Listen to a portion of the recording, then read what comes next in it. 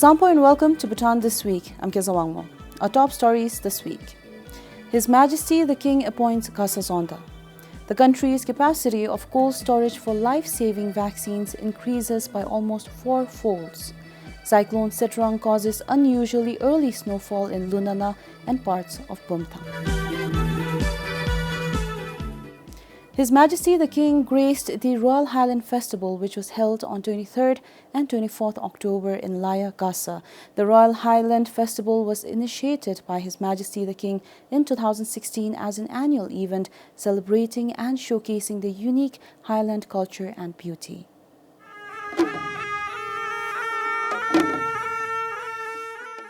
The festival, held in Laya, the highest settlement in Bhutan, has participants from 10 districts of Bhutan with highland communities, each with their unique dress, local customs and products.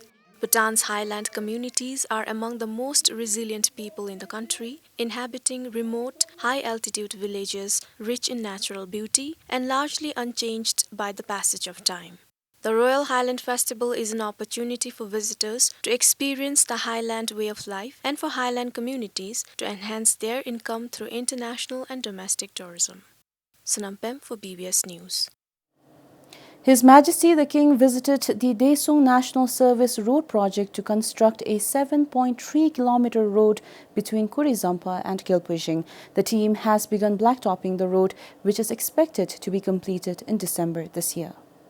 The project was initiated to set the standard for world-class road construction in Bhutan.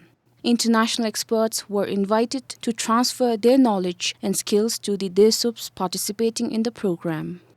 154 Desups are working on the project, which was inaugurated in December last year.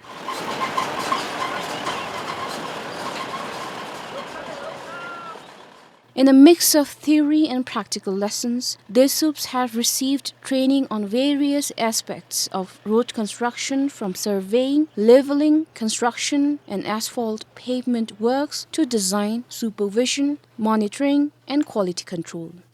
Several Desups also opted to learn to operate heavy machinery and specialized equipment. Besides end-to-end skilling in high-quality road construction, the participants said the training has instilled the importance of prioritizing convenience and safety for workers and the public alike. These values were taught by strictly enforced best practices, including working night shifts when it is least likely to inconvenience the public, using safety equipment and correct signage, and maintaining incident reports to prevent accidents. Samten Dolker, BBS News. The rumors about a substantial pay raise for civil servants have been making the rounds for quite some time. It won't be long before this rumor is put to rest. This is because the 5th Pay Commission to review and propose the remuneration system in line with the ongoing reforms has been instituted. The Pay Commission was formed following the immediate order from the Prime Minister issued on Wednesday. The Pay Commission will have 5 members, chaired by Dashu Ugen Chewang, who formerly served as the chairman of the DHI. Kezang Diki, the former finance secretary, who currently serves as the cabinet secretary, is another member of the team. There are 2 international team members, Yo Wei Jim, an international expert, and Raymond Won, the chief finance transformation officer, currently with the Finance Ministry and DHI. Leki Wangmo, the finance specialist with His Majesty's Secretariat, is the 5th member. The Department of Macro Fiscal and Development Finance, Department of Planning, Budget and Performance, and Legal Division of the Finance Ministry will support the Commission. The Commission will ensure that the financial implications of the proposed remuneration system on the current fiscal state of the nation are considered. Moreover, they will also closely monitor all the financial incentives and allowances that exist in the current remuneration system. The Commission will be in place for a period of 1 month from the date of the appointment. The Pay Commission report will first go to the Cabinet and will then be discussed in the upcoming Parliament session. Samten Dolker, BBS News. Bhutan has been able to enhance the storage capacity for life-saving vaccines by more than threefold. The Health Ministry now has more than 560,000 litres of storage, up from less than 150,000 litres in 2019, and this was made possible with the grant support from the government of Japan. The country received nearly 120 million yuan from the Japanese government to procure and install cold chain storage equipment during the pandemic. It was officially handed over to the Health Ministry today. With the support and strengthening of the cold chain system during the pandemic, Bhutan has been able to store COVID-19 vaccines at various temperatures across all healthcare facilities in the country. Aside from this, the ministry said the cold chain is also the backbone of the immunization programs in the country.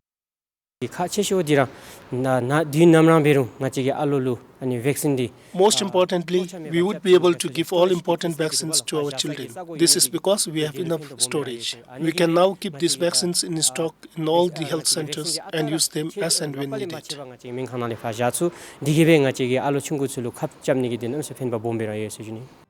The support grant also helped in building the capacity of the technicians in the areas of maintenance. Maintaining the potency of the vaccines is important. If the right potency of the vaccine is not maintained, a vaccine won't serve its purpose. So this will be very useful. According to the Health Ministry, different cold chain equipment includes walk-in coolers, walk-in freezers, cold boxes and vaccine carriers. The equipment is already installed in health facilities and used to further immunization efforts. Kilatem for BBS News. Private sectors in the country are struggling to revive their businesses post-pandemic. They said they cannot restart businesses as expected with limited access to loan. 3 financial institutions suspended loans in May due to excessive non-performing loans well beyond the level set by the central bank. The Bhutan Chamber of Commerce and Industry has appealed to the government and Royal Monetary Authority several times to intervene. Unable to yield the desired outcome, the BCCI plans to resubmit their recommendations to the RMA soon. The representatives from the private sectors across the country met in Thimphu yesterday to discuss the way forward.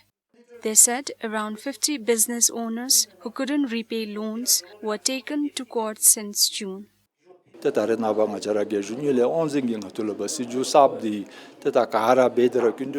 July, we had to repay loans as usual. As they couldn't pay back the loans on time, some of them have even landed up in court. Moreover, with the new guidelines from the RMA, those who defaulted loan repayment cannot apply for loan for 6 months. So, it is a major concern for all of us as it is affecting our business.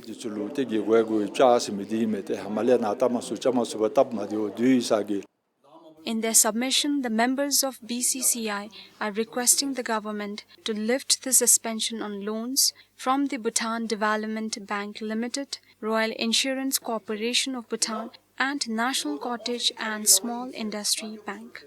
The president of BCCI said they already had 3 rounds of meeting with the government on the issues. After 7-8 years, the prudential guidelines, it was there since 2017, but which was never applied, never followed. But immediately after the pandemic, this is really affecting general economy. Banks are suspended, that NPL has been enforced, so immediately everything try to restructure it, aligning it to their guidelines would be impossible. Gradually, they should develop. Meanwhile, in a recent notification, the RMA said the loan suspension from the 3 financial institutions is to secure financial stability. The central bank stated that it has uncovered several lapses in non-compliances by the 3 financial institutions after a thorough examination. RMA has also uncovered several weaknesses in the governance process of these financial institutions. RMA's in-depth review has found that these breaches have resulted in an excessive and risky increase of non-performing loans. In addition, the BCCI also recommended the RMA to provide blanket loan deferment and loan restructuring options across all sectors. Announcing monetary measures for in July, the central bank offered loan deferment from 1 to 2 years and 8 different forms of loan restructuring options depending on the risk category. Kyalzang Choden, BBS News. The much-needed maintenance works on the Samtsi-Phuntsling Internal Highway is expected to begin soon. Almost half of the 58-kilometer highway is in deplorable condition, causing inconveniences to commuters. The internal road was constructed in 2006. The condition of the highway, especially the 25-kilometer stretch from Samtsi towards Yerzegang, is in an awful state. The road was last resurfaced in 2018. The recent heavy downpour and the frequent movement of heavy vehicles have further deteriorated the condition of the road. However, the condition of the road is now expected to improve. The Department of Roads office in Phuntsholing has received the budget for resurfacing. The works will begin by this month. We could not carry out the maintenance works on the stretch for the last 3 to 4 years as we did not have any fund. However, this time we have received about 33.6 million neutrum as a budget to resurface the road. Accordingly, we have also awarded the works to the contractor. He, however, added that the budget will not be enough to resurface the entire 25-kilometer stretch from Samtsi to Yerzegang. The budget won't be sufficient to resurface the entire stretch. As per our assessment, about 15 to 16 kilometers of the road need immediate restoration work. The current budget will only be enough to resurface about 10 kilometers of the stretch. The regional office, however, assured that they are in talks with the Samtsi district administration and their head office for an additional budget. Besides connecting Samtsi to Phuntsholing, the road links Dorokha Dongkhak with the other parts of Samtsi. For Pasang Doji in Samtsi, Kyalzang Choten, BBS News. The government's project to replace 300 taxis with electric vehicles is a success, according to the EV project unit under the Prime Minister's office. The EV project has been able to get close to 200 taxis on the road so far, while orders for more than 100 have yet to arrive. The Bhutan Sustainable Low-Emission Urban Transport System is a project that is aimed at reducing carbon emissions and dependence on fossil fuel. This is to maintain the country's carbon-neutral status for all times to come. The current fleet of electric taxis on the road has been able to reduce carbon emissions by about 1,500 tons, according to the EV Project Unit Office. The project will have delivered all the 300 electric taxis by December this year. According to the EV Project Unit, the 300 electric taxis will reduce 43,000 tons of the country's carbon dioxide emissions within 9 years. A car is estimated to release close to 16 tons of carbon dioxide into the atmosphere every year. The project, which started in 2018, missed the first deadline set for September last year. The motor dealers in the country were not able to deliver the orders on time due to the pandemic. We are delighted to inform that the registration and booking confirmation for all 300 EV taxis were complete sometime in April 2022. In fact, we received an overwhelming interest from eligible beneficiaries with the registration oversubscribed, and we had to put some 30 people on the wait list should there be any last-minute cancellations. One of the main challenges highlighted by taxi drivers switching to electric vehicles is the charging stations. To address this, the project has installed 20 charging stations in 7 districts, and in a couple of months, every Dzongkhag will have a charging station. In addition, with support from Japan's supplementary budget and from Bhutan for Life office, 10 charging stations will be installed in Thimphu and at strategic locations along the national highway. We are also working on similar electric vehicle projects for future implementation.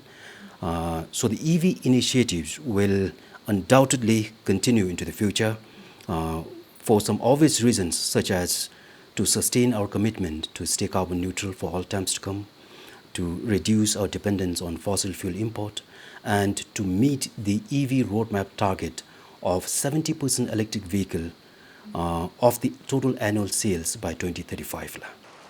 It is a global environment facility supported project where taxi drivers are given a subsidy of $5,500 if they purchase an EV that costs 1.9 million Yultrum and above. They are also given a 70% loan without collateral from the Bank of Bhutan. For Kezang Chodin, Sringzam, BBS News. Insulating homes can significantly cut down firewood, fuel and electricity consumption according to experts. Insulating homes or building an energy-efficient house is a fairly new concept in Bhutan. To promote the concept and the technique required to insulate a home, the Chume Technical Training Institute in Bumthang recently built a model structure of a Bhutanese-style energy-efficient home. The Labour Secretary unveiled the 3 million yitam structure last week.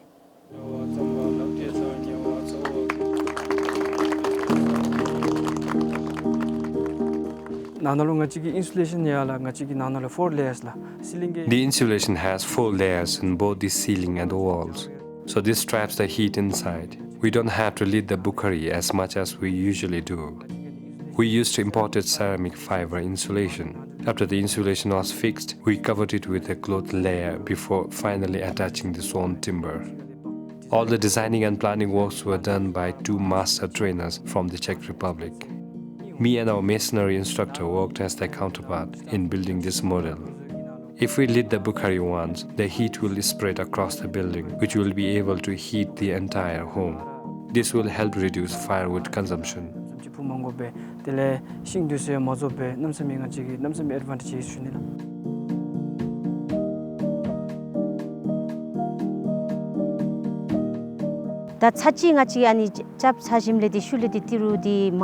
This is more like a one-time investment because we can cut down on firewood usage as this is an energy-efficient home.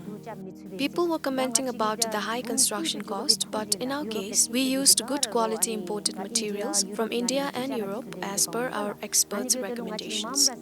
However, people can also use locally available materials such as paddy straw, mugwort fiber, and pine leaves among others to cut down on construction expenses.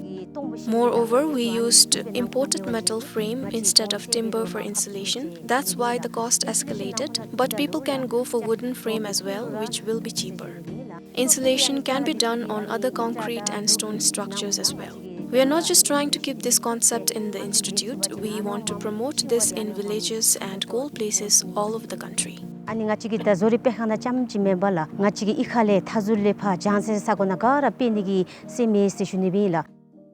People in some highland areas in the country woke up to thick blankets of snow on Tuesday morning. At Lunana in Gasa, it was almost knee-deep, while some areas in Bumthang were covered in light flakes. People say it is quite unusual to get snowfall in October. In Gasa, thick snow has covered the ground where the 2-day Royal Highland Festival just ended. It started snowing at around 10 p.m. last night and continued the whole day today. However, people are not so surprised. The snowfall is neither early nor late. It's rather a little late. It snowed a bit last time, but it melted right away. However, we are really happy to have the snow all over our village today. This is because of His Majesty the King's presence in our mountains. We feel blessed. In Lunana, which is one of the highest settlements in Bhutan, Mendetha Extended Classroom has remained closed today because of the snowfall. BBS talked to one of the teachers of the school earlier today. Namgisa, you have been serving in Lunana, you have been working there for the last 10 years. How often does Lunana get snow of this nature this early in the year, sir? To my surprise, I would say that this is my first time experiencing such snowfall, which has been continuing from last night, and it has been it's still continuing till now. So I'm sure that this might be because of climate change. The greenhouse, the school, which school has, it has been damaged, and the other thing that the school had a small library which has been built with a tent. It has been damaged. Here in the villages, greenhouse which belongs to a villager, it has been damaged. What about the schools? I think it's closed for the day. When are you going to resume it, sir? We might start tomorrow if the weather seems favorable. If it continues, then we may not be able to continue because of heavy snowfall. The classroom may not be feasible because of low temperature. Southwards in Bumthang, Tharpaling and Bridungla in Chumigeok, and Trumshingla in Ura also received light snow. The snow is quite early this season. We usually get a month or two later, but I remember having snowfall almost around the same time as today in the past also. Snowfall is becoming unpredictable. Sometimes we get snow during peak winter months.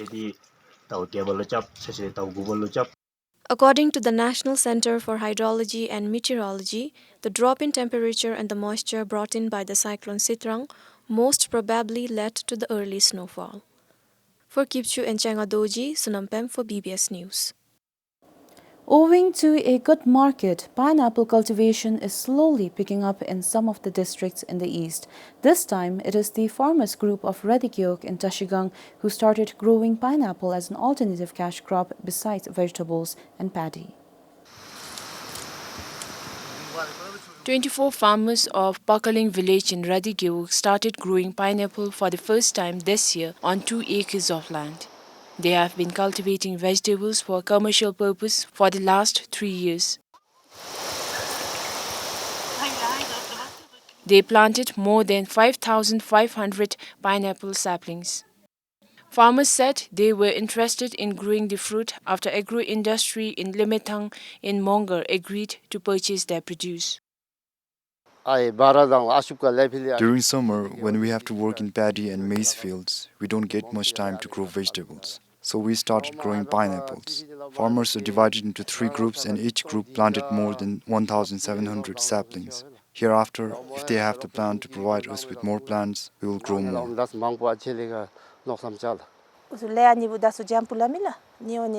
It is easy to grow and we don't even have to face marketing problem during the fruiting season. Lingmithang agro industry officials have told us that they will buy our produce. So it has been around 5 months since we grew the plant. We are also planning to grow more in the coming year, but at the same time we will grow other vegetables. They added that growing pineapple is less laborious compared to other vegetables. According to Radhi Gyog, Agriculture Extension Officer, by next year they will cultivate pineapple on 6 acres of land.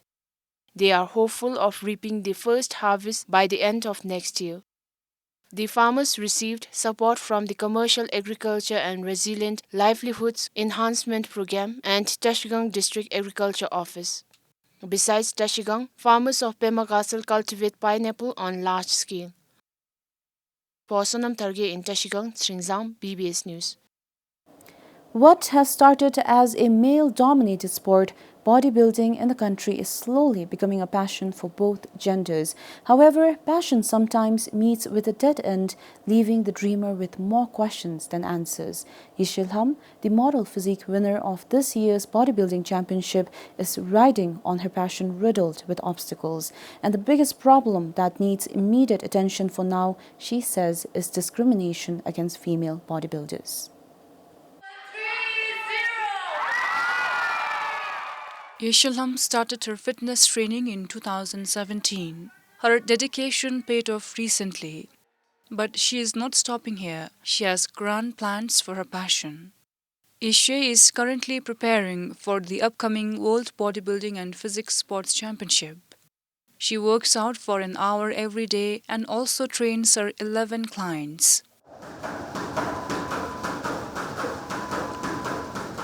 Ishe is not only a fitness freak, she is also a mother and a trainer. The 38-year-old has to sometimes prioritize one responsibility over another. Especially housewife.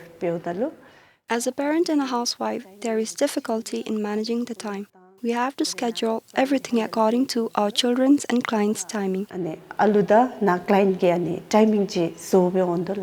I have to send my children to school and then come to the gym to train my clients. client handle better session. According to her, the lack of Bhutanese women participants in the sport boils down to the very misconception of the sport. Bodybuilder na beoche nga chams so Women's participation in bodybuilding is very low. They think that bodybuilding is only about physical masculinity, which isn't true. It also has to do with keeping up with our health. During competitions, women have to wear swim-style suits and they are worried about what people would say. They should not be embarrassed and instead work on their potential.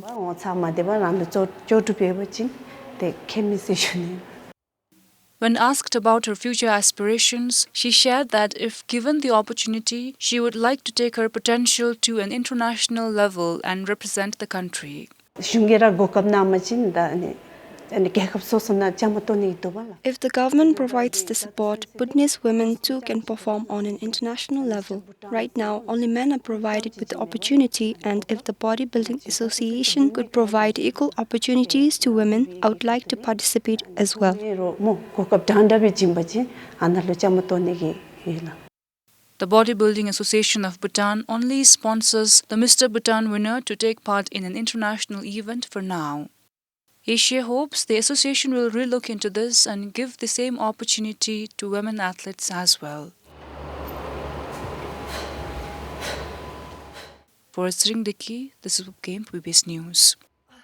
And this is all we have for you this week. Thank you for watching. Goodbye.